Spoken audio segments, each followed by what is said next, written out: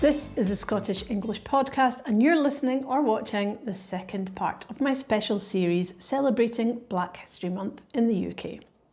Today, we're exploring the remarkable and rarely told stories of Black Jacobites. Remember to hit that subscribe button so you don't miss out on any upcoming episodes. Or if you're a big fan, consider supporting the show's creation by leaving a tip or becoming a member.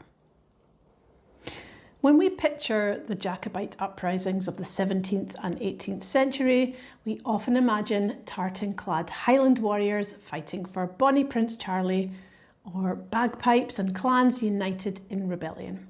But history is rarely so simple. Hidden in the records are stories of Black men and women connected to the cause. Their lives complicate the traditional image of Jacobitism. So let's break it down in today's episode. Who were the Jacobites? The Jacobites were supporters of the Stuart royal family, who had been deposed in favour of William of Orange and later the Hanoverian dynasty. Their battles, often romanticised in poetry and song, culminated at the Battle of Culloden in 1746, where government forces crushed the last serious attempt at Stuart restoration. But the Jacobite armies were more diverse than people think. Among the soldiers and followers were not only Highland clansmen, but also Lowland supporters, French allies, Irish volunteers, and Black men and women. Enslaved lives in the Highlands.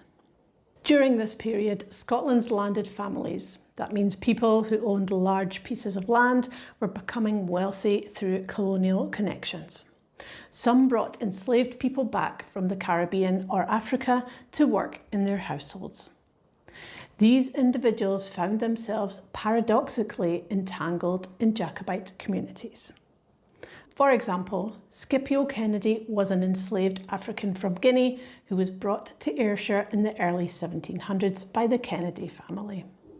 Though he later gained his freedom and was given land, his presence reveals how Scotland's aristocracy, including Jacobite families, relied on the empire and its human exploitation. When these households went to war for the Stuarts, their enslaved staff and servants sometimes came with them, willingly or unwillingly. Black soldiers in the Jacobite cause. Historians have found hints in military records, unnamed blackamoors, as they were cruelly called back then, serving in Jacobite regiments.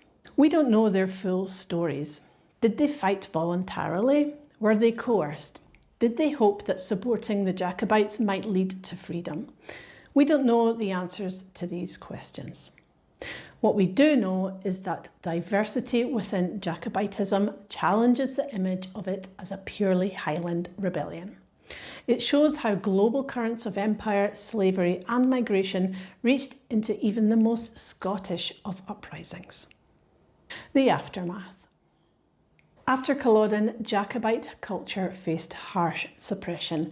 Tartan was banned, clan chiefs lost power, and Highland society changed forever. But for the hidden Black participants, the consequences may have been even harsher. Without recognition, many disappeared into the shadows of history. It's only today, through careful historical research, that their presence is being pieced back together. Each name we recover reminds us, Scotland's story cannot be told without acknowledging these forgotten voices. The story of Black Jacobites reminds us that history is rarely as neat as we imagine it. Scotland's struggles for power and identity unfolded alongside the wider realities of empire and slavery. Black people were not just distant victims of the empire. They were here in Scotland, part of its society, even in its rebellions. Next episode takes us right into that uncomfortable reality, how Scotland profited from slavery and how the nation is confronting that legacy today. Thanks for listening or watching. Remember to like, follow and subscribe, and I'll see you in the next episode of the Scottish English podcast.